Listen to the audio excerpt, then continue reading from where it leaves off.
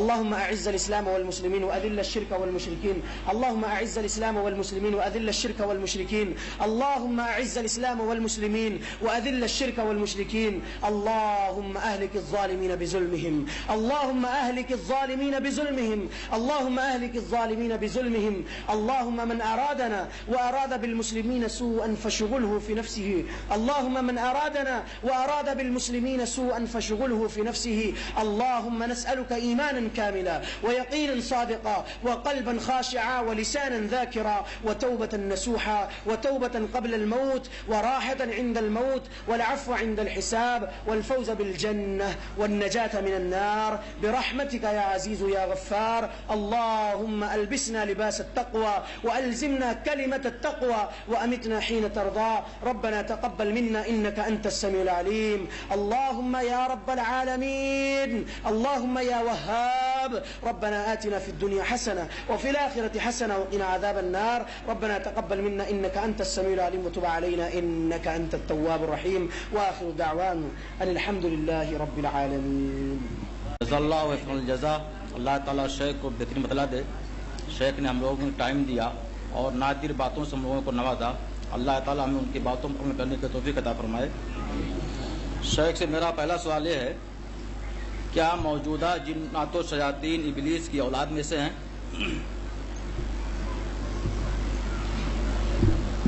اللہ رب العالمین نے قرآن مجید میں سورہ کہف سورہ نمبر 18 آیت نمبر 50 میں کہا، کیا تم اس کو اور اس کی اولاد کو میرے علاوہ دوست بنانا چاہتے ہو؟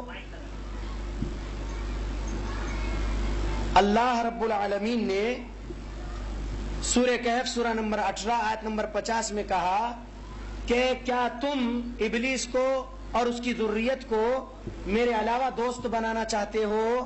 یہ اللہ نے کہا. اب اس آیت سے جو مسئلہ نکلتا ہے، جو تفسیر ہے، جنات ابلیس کی اولاد ہے.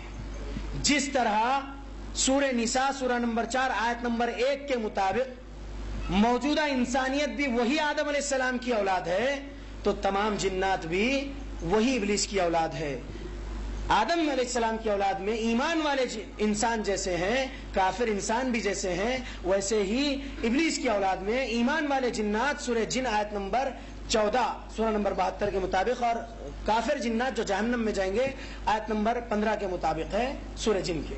لہذا اس کا جواب یہ ہے کہ جی ہاں، جو جنات آج بھی ہے وہ ابلیس کی اولاد ہے. اس آیت سے یہ سمجھ میں آتا ہے. واللہ اعلم. لیکن آپ نے جو سورہ کہف کی آیت پڑھی ہے، افتتخذون وذریۃ واولیاء من دونی وهم لکم عدو، کیا تم لوگ اس کو اور اس کی اولاد کو میرے علاوہ اولیاء بناتے ہو؟ وهم لکم عدو، وہ سب کے سب تمہارے دشمن ہیں. تو کیا جو مسلمان جن ہیں وہ بھی ہمارے دشمن ہیں؟ سوال ماشاءاللہ تبارک اللہ بہت پیارا ہے. یہ کفر کرنے والے اور ظالم جنوں کے لیے ہی کہا جا رہا ہے، اگرچہ کہ آپ اس آیت کو تفسیر میں جائیں گے انشاءاللہ تو آپ کو اس کی وضاحت ملے گی. میں یہاں پر شیخ ہے، ان کو جواب دینا نہیں آ رہا ہے، مجھے ریا میں نہیں جانا ہے. انشاءاللہ اس کا صحیح جواب میں تفسیر مکمل ایک نہیں کئی تفسیر پڑھنے کے بعد دے سکتا ہوں، لیکن سمجھ میں آتا ہے کہ اس کی ذریت جنات جو ہے انشاءاللہ ایمان والے جنات اور کافر جنات ابلیس کی ذریت ہے. واللہ اعلم. اور کسی کوئی سوال ہو تو سوال کر سکتے ہیں. کسی کے پاس کوئی سوال ہو تو سوال کر سکتے ہیں. ایک پیشنٹ ہے سیکرٹری کیس ہے، ڈاکٹر کے پاس گیا ہوا ہے، ڈاکٹر میڈیسن دے رہا ہے، بیک بون میں پرابلم ہے، درد ہو رہا ہے. اب وہ سائیکیٹرک میڈیسن جو ہے اس میں نشہ وغیرہ بھی رہتی ہے. اب نشہ بھی حرام ہے، تو ایسے حالت میں وہ پیشنٹ کیا کرے؟ پہلے تو یہ بات کلیئر نہیں ہو رہی ہے کہ یہ واقعی سائیکیٹرک کا کیس ہے یا کیونکہ بیک بون کا بھی پین ہے. تو بعض عاملوں کا بھی کہنا ہے کہ یہ کیس جن کا بھی کیس ہو سکتا ہے. برائے کرم وضاحت کرائے.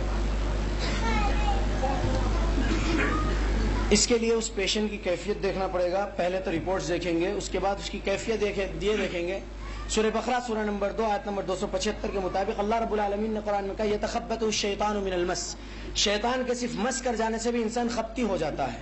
اگر وہ سچ میں ایسی حرکتیں کر رہے ہیں تو ڈاکٹر تو اس کو مطلب ایک سائیکیٹرسٹ اس کو سائیکوفوب یا کوئی اور ڈیزیز کا نام دے گا، لیکن جب ایک معالج اس پر قرآن پڑھے، بے شک نشاور چیزیں جو دے رہے ہیں وہ غلط ہے، نہیں لینا چاہیے، جائز نہیں ہے وہ، لیکن اس معالج کو کرنا یہ ہوگا کہ قرآن اس کے اوپر پڑھے. اگر سچ میں اس پر جن ہے تو وہ جن ظاہر ہوگا اور کلام کرے گا، جن نہیں ہے تو جادو کے اثرات ہو سکتے ہیں کہ جس بنا پر اس کو تکلیف ہے، کیونکہ سحر مرد بول کے ایک ہے، یعنی سحر ایک ایسے قسم کا ہے جس سے ایک عجیب قسم کے بیماریاں جسم میں پیدا ہو جاتی ہیں. تو اس کے لیے صحیح جواب یہی ہے کہ اس پیشنٹ کو ایک معالج، تجربے کار معالج جو غیر شرعی علاج کرنے والا نہ ہو، اس کو سامنے بلایا جائے، اس کے اوپر قرآن پڑھا جائے، اس کے بعد ہی اس کا مسئلہ سمجھ میں آئے گا کہ سچ میں یہ روحانی پیشنٹ ہے، جن والا پیشنٹ ہے یا پھر میڈیکل پیشنٹ ہے. امید ہے آپ کا جواب ملا ہے.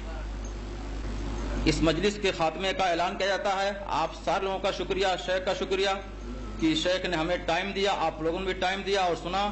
اللہ تعالیٰ سے دعا ہے کہ اللہ تعالیٰ ہمیں شیخ کی باتوں پر عمل کرنے کی توفیق عطا فرمائے. آمین. سبحانک اللہم بحمدک اشہد ان لا الہ الا انت واستغفرک واتوب الیک. مجلس کے خاتمے کا اعلان کیا گیا ہے. اب جس کو اگر کچھ سوال کرنا ہے تو نماز کے بعد شیخ سے مل سکتے ہیں. اور مجلس ختم ہو چکی ہے، اجتماع ختم ہو چکا ہے، عورتیں اپنے گھروں کو جا سکتی ہیں. مسلمانوں سنبھل جاؤ، سنبھل جانے